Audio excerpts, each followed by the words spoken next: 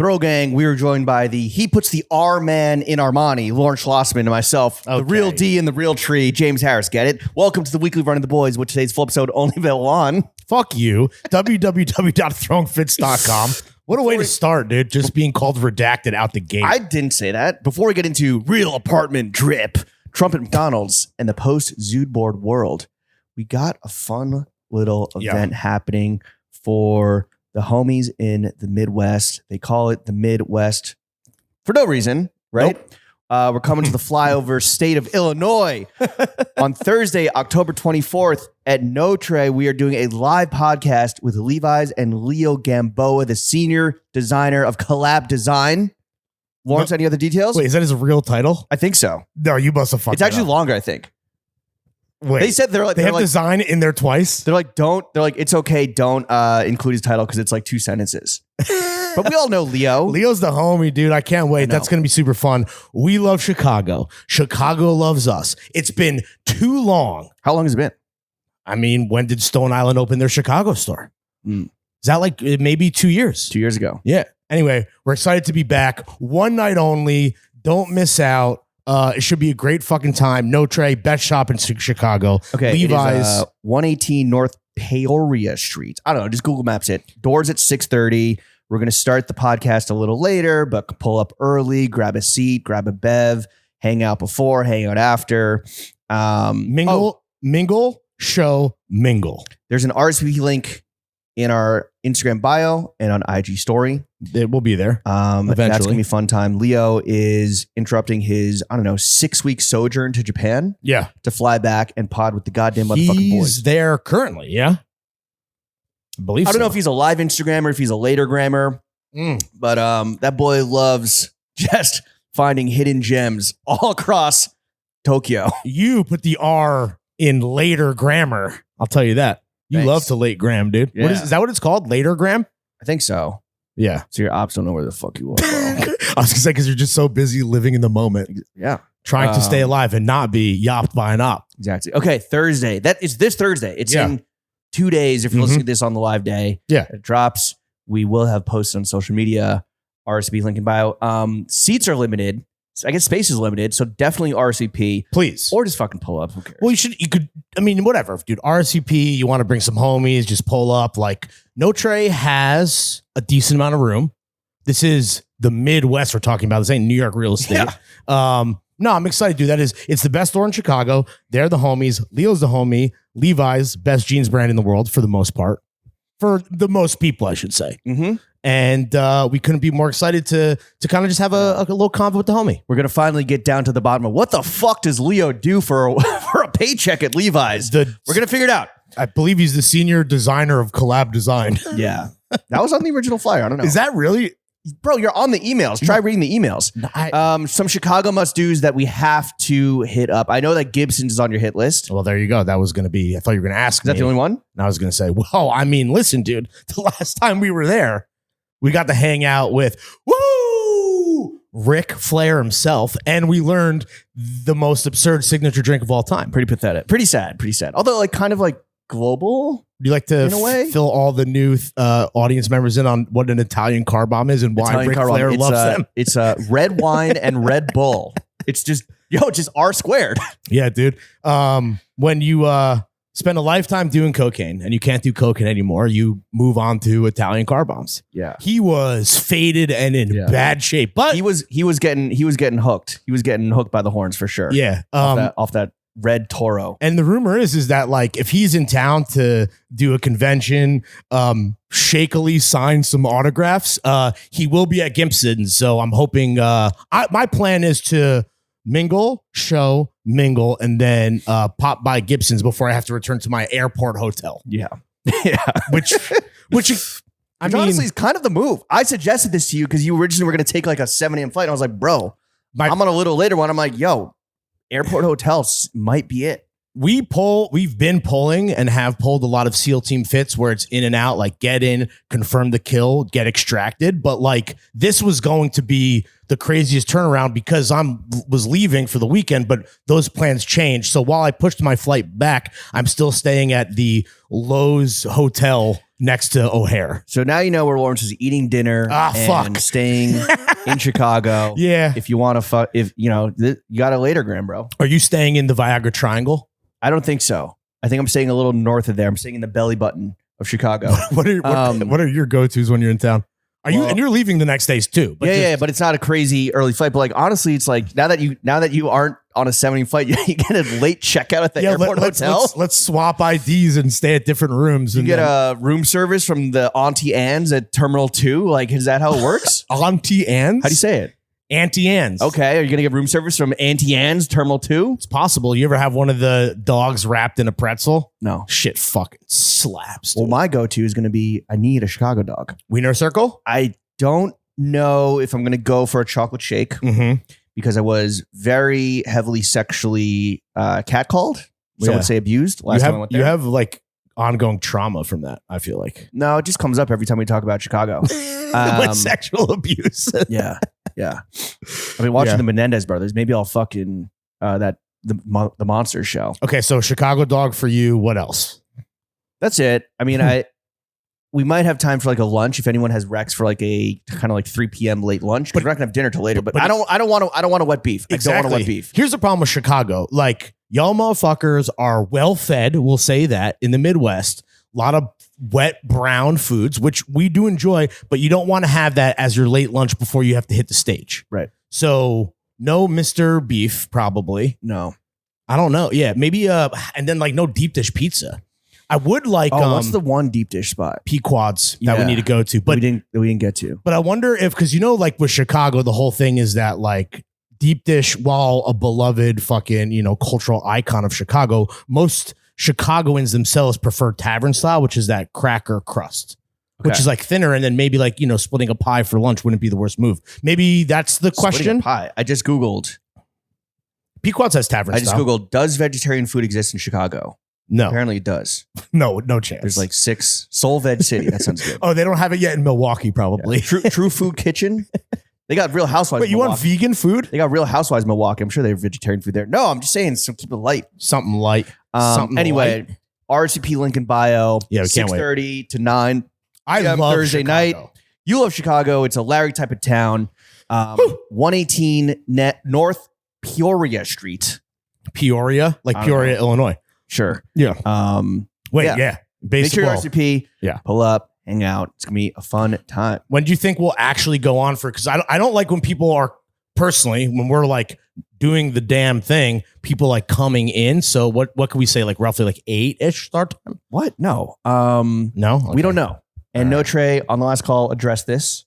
They have a little side entrance, so it's okay. Don't worry. Right. We'll be fine. Chicago, pull up. Please. Another piece of housekeeping. We want to thank everyone that showed up late last week, whether you got it through the early Substack exclusive drop for our best friends behind the paywall. Yeah. Or if you copped via the Linktree link in bio, which is the majority where our traffic came from via Instagram. Maybe you found a little SEO fucking, little pants search. Maybe you just Googled pants and these came up. Or maybe our awesome fucking campaign moved you across the finish line. Maybe it was maybe you found it on your Explore page and you're like, oh my God, this music supervision, next level, this idea, fucking genius. What a good time. Yeah, that guy that said that Lawrence's music pick sounded like a... that is from what you told me. That was one person. No, there's another comment that I deleted. It was it's like, yo, this is like the playlist from like the Democratic Party rally. What? Because of canned heat from the 70s? Yeah, bro. And this is all happening on the Gen Z TikTok app, correct? Yeah. Okay. Yeah, I'm old, dude. All right. Fuck. All right. Yeah, versus what your shit is. Oh man, just so esoteric and cool, dude. Why are you coming at me? Why are you coming at me so hard? Relax, buddy. You just came at me via your Gen Z proxy shooters. All right. Next time, honestly, for the next thing we have, in terms of the campaign. Or don't tell me mean things that people say about me. But I thank you for deleting them. Yeah. Yeah, absolutely. The music supervision. It was just too funny not to say. The music supervision was a lot of fun to do. It was a fun little thing. You had your doubts. Yes, it came from my brain. So maybe you fucking doubted it extra hard, but it was a lot of fun. What came from your brain? That idea. Oh, well, yeah. And then my thing was it should all be the still frame where it was my idea. I thought we were going to do it in studio. No, but it was a nice day where you got to enjoy some Chinese food, some cigs, a beer. It was a nice little fun day in the park. It was really hot. was really hot that day. Way too hot. The creative is collaborative. Okay. Relax. I don't know. So getting so defensive. Why are you calling me out in front of all our friends, dude? I'm not. There are a couple pairs of the olive pants still left. I think 32, 34. There might be like one in a 30. Yeah. Bang our DMs with any questions, especially on sizing if you're on the fence. These are great fucking pants. They're perfect. Mm-hmm. I think the only question is like, when are we going to run it back?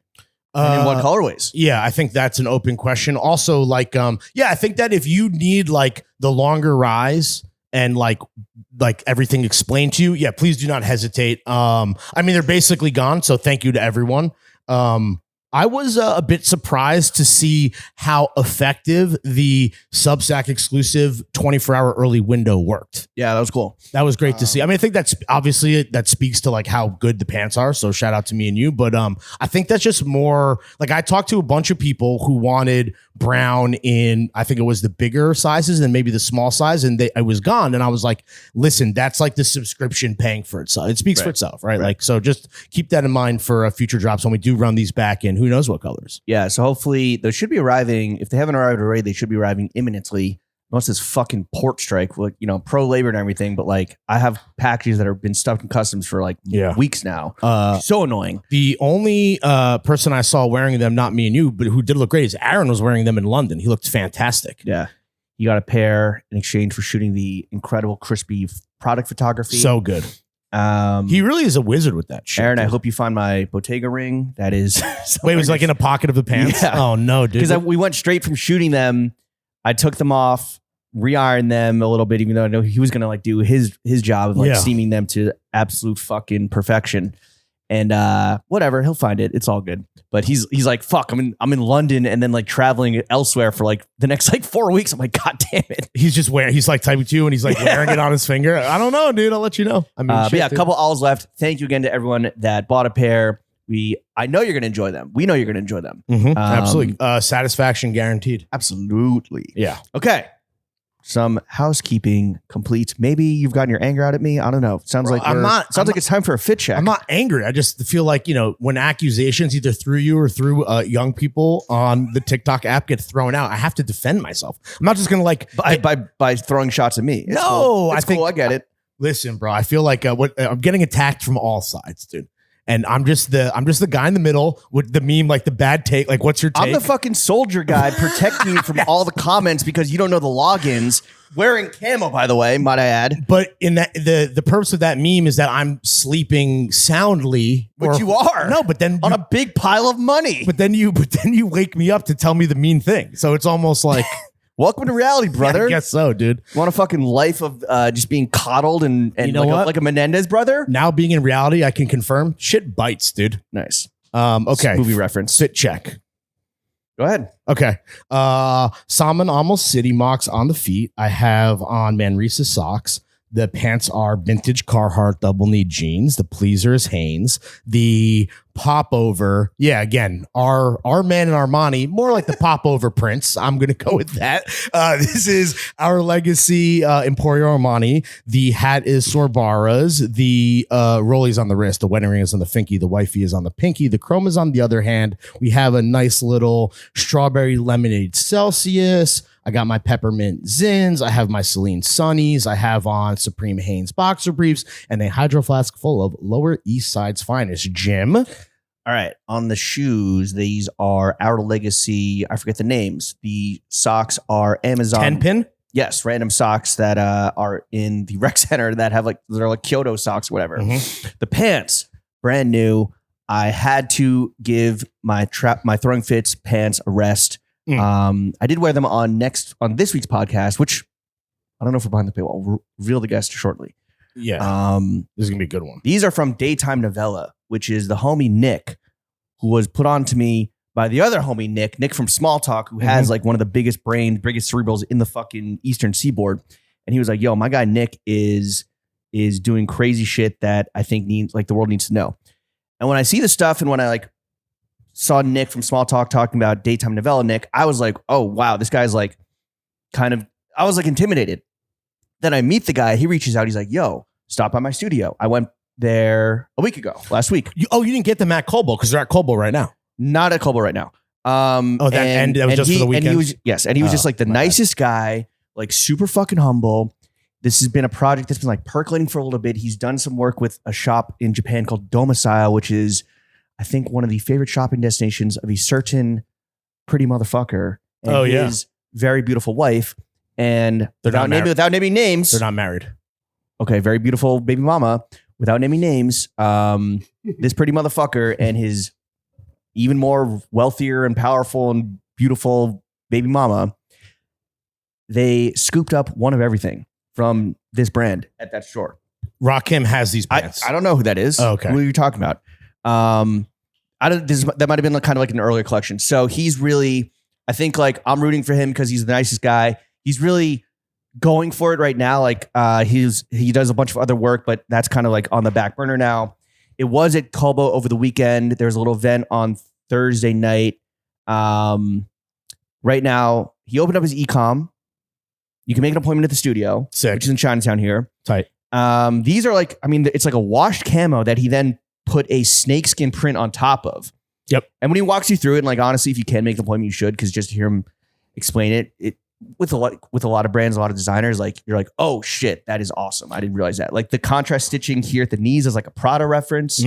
So it's really fucking good. The graphics are fire on the t-shirts. The hoodies are really good. He's done a lot of, he's kind of, I'm not going to call it grown man streetwear, but he's like, he came up in the same streetwear worlds that we were in a little bit. Now he's like trying to do it in a way that is like, I don't know, I'm not going to call it grown streetwear because I don't know how I feel about that word coupling. To your point, Daytime Novella also got co-signed to me by another tasteful homie. I swung by Kobo and saw the homie Brandon Dent, who is a denim god. He was having like a pop-up over the weekend, and he was walking me through, I guess he's friends with Nick, and was explaining how like this guy has figured out like methods and technology for printing that like is, I don't want to say proprietary because I don't want to speak out of turn, but like this is just one example of like the crazy like power clashing combinations that I don't know of anyone else doing what Daytime Novella is doing right now. And I can't wait to eventually meet Nick myself and just, put some money in a fucking artisan's pocket. When I first saw it online, it didn't necessarily click immediately. I was like, oh, like that's sick, but maybe not for me. But then when you see it in person, you're like, oh, now I get how this could maybe do this. And he's walking me through, and he's like, explaining like, again, like the graphics and where it comes from, and just like opening up his brain. What was I going to say? I forget, but check it out. Novella. So that's who makes the pants. Tap in. More pants. The shirt is Stussy, Our Legacy Workshop. The hat I copped at, I didn't cop it, but at Fantasy Explosion during my closet sale over the weekend. Oh, that's right. The Jimmy Thon closet liquidation sale. Price is so low, they'll drag you to hell. What was it? See you in hell. Oh, see you in hell. Yeah, that was good. That was good shit. I threw some at Kevin. He's like, yo, this one's hard. We'll go with that. I'm like, all right. You're working on taglines. Yeah, nice. Of course. Shout out Orion Beers. Shout out Dirty Water. Free beers and seltzers for anyone that came through. It was a fun hang. Yo, working retail is very hard. Being on your feet for 7 hours is no joke. Easier or harder than like working the bazaar for a similar amount of time? Slinging Johnson. Bazaar is probably, I would say there's more adrenaline going. For sure. Because it's like we've been working on that for like months, and it's like the big day, and it's like transporting a bunch of shit. I mean, Kevin just like picked me up with his car because I live 3 blocks from Fantasy, and it was very chill, and that's what I wanted. I didn't want it to be like a big fucking ordeal. I get it. A chill hang. Just like, hey, come in. It was beautiful weather, free beer, some clothes, pick up some Our Legacy shirts for $40. Yeah. How'd it go overall? Were you satisfied with the sell-through? Yeah, it definitely, like, towards the end of the day, I was like, oh, duh, like, all the fire shit sold out, all the garbage that I'm just trying to get rid of that I should just donate is still on the racks. Like, I'm sorry I wasn't able to trick the consumer. Yeah, or like except for the one guy that came in and bought a Beeline BBC t-shirt. I was like, oh, but why is this here? He paid money for it? He was like a Euro guy. Yeah, he paid $10. So he's never going to hear this and be extremely insulted. No. Okay. Yeah, I mean, my thing is like towards the end of the day. Don't worry, he doesn't work at Essence.